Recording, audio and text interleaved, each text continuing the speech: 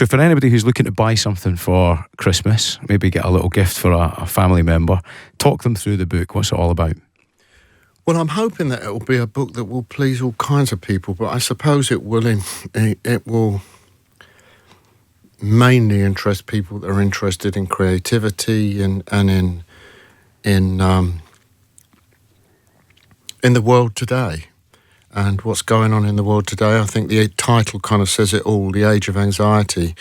It's an age in which we get too much information and a lot of it comes out of context. We can't process it. If we listen to Greta Thunberg, who's fabulous, but she says, just trust the science. I go and I look online and where do I find the science? I expect it to be delivered to me in a neat package and then I'll know what to do. So like every other I just try to eat less beef and a bit less pork and try to recycle my plastic bottles. I don't know what else to do. Yeah. I think in a sense, I share the same anxiety that the hero of my book, who is a young musician called Walter, he's in a band, he's listening out for what his audience want him to write songs about, and what he starts to hear, he's a bit psychic, he starts to hear that they're all anxious, they're all worried, even though they're out on the town at Dingwalls, getting drunk, doing a few lines and having a night out. Below the surface, they're really deeply concerned. So the story is about how that affects him as a young musician and a young man. He's married and it breaks up his marriage. It means he leaves the group. He can't function and it requires a lot of help for him to get back on track. You've got kids in their 30s, I think, Pete, is that right? I've got one son who's going to be 30 soon, right. And my two daughters are in middle age. So is this something that you've observed from your kids at that age, that there's maybe a difference in how they behave as a result of that age of anxiety that you've called the book? I think anybody today that's even slightly intelligent will be anxious about the future. If they've got children already, they'll be worried about them. If they haven't had children, back in my day, in the early 60s, Bob Dylan had a fabulous song called Masters of War. And the line was, you masters of war, you have made it so that we don't want to bring children into the world.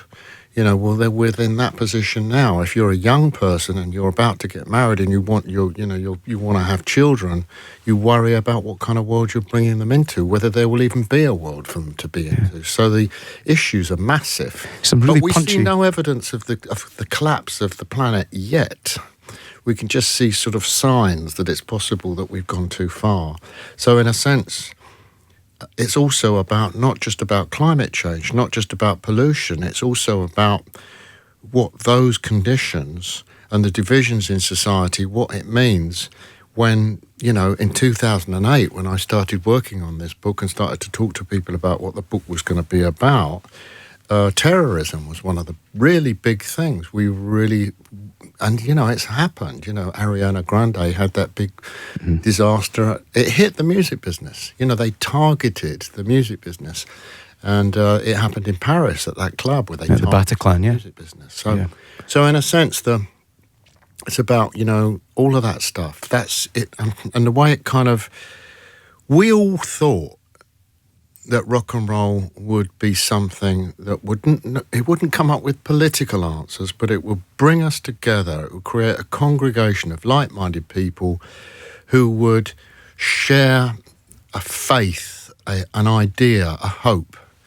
And I'm afraid, I wonder whether we can continue to do that. I don't know whether music can continue to do that. It needs something really, really special to happen for us to be able to feel that we're powerful enough to be able to make life work. Yeah, see, I think I can hear it from some artists. There's this guy, Sam Fender, who's just written a great album called Hypersonic Missiles. And he's got another song called White Privilege on there. You've got Stormzy as well, a guy called Jerry Cinnamon who's writing a song. He's got a song at the moment called War TV, which is similar to what you're talking about with Dylan there. So I think there are some characters who can keep that important message alive in their music. I think the message and the dialogue, I saw Elton John in LA, and he's a huge fan of Sam Fender and told me I should go and listen. I hadn't. But I think that we can write about it, and we can hope that what we write will help people, but will entertain them as well, distract them, and give them a day off from the thinking. Yeah. On the other hand, there's a price that we pay for that, I think, as artists, which is that we have to go deep and we have to go dark in order to be able to understand the amount and type of light that we're supposed to bring. Yeah.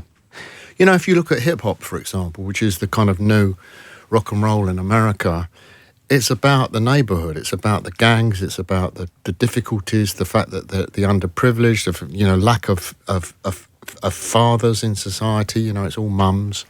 Kendrick Lamar, I don't think he knew his dad. Mm-hmm. But we've got Stormzy in Britain as well, who's right at the forefront, I think, of a very powerful message. And I think at Glastonbury last year in particular, with his Banksy stab-proof vest, that really got a message across to a lot of people, wasn't it? It was great. Huge. I mean, that's straight from the cut-out book of The Who, isn't it, back in the day, I think?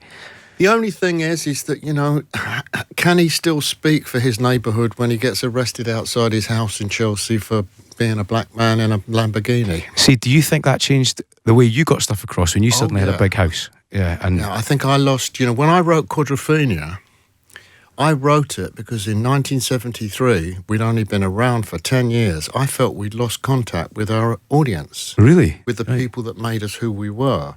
So I wanted to write something that the band would be able to use to reconnect themselves with who had started them off, Jimmy. Now, you said we'd just come back from tour, right? And you had Liam Gallagher with you on tour.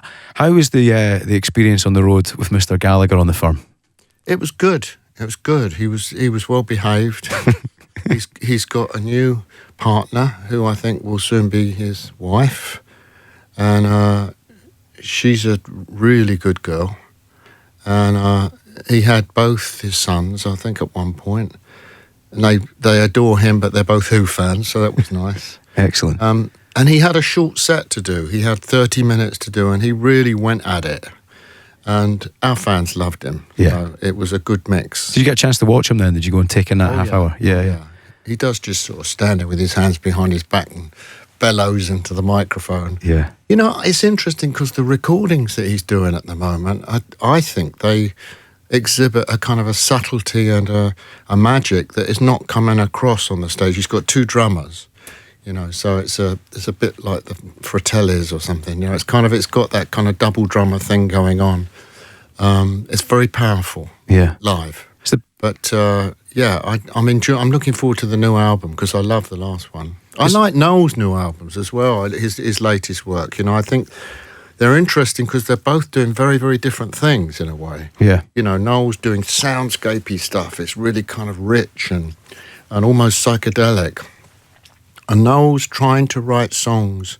He's learning still to write songs. It's a craft he's developing. He was thrown into it. He didn't want to have to do it.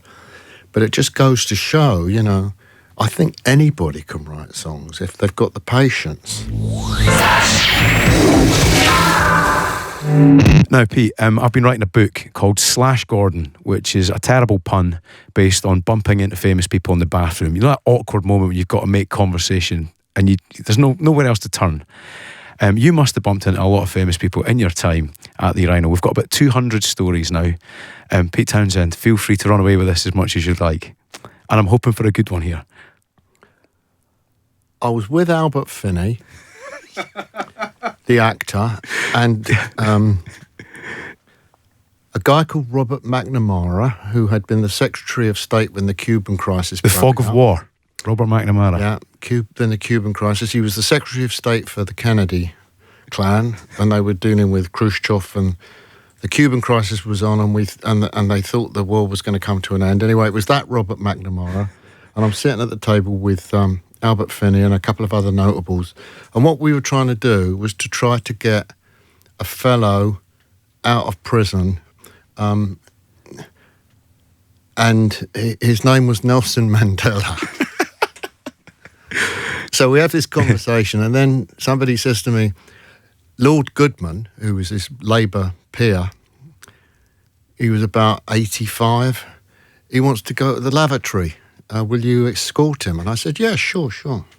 Anyway, so we go out, and he stands at the urinal and he's sitting there, and about 10 minutes pass, and I hear this occasional psst, psst, psst, you know, and then he says to me, Pete, it's very posh he was, Pete, can I give you a bit of advice, young man? So I said, yes, please do, Lord Goodman, yeah, please do. Don't ever grow old. I said, oh yeah, but no, but he said, no, don't ever grow old because you can't, well, piss. That'll do us. It's our first Lord for the book as well, Pete. Appreciate that. It's excellent.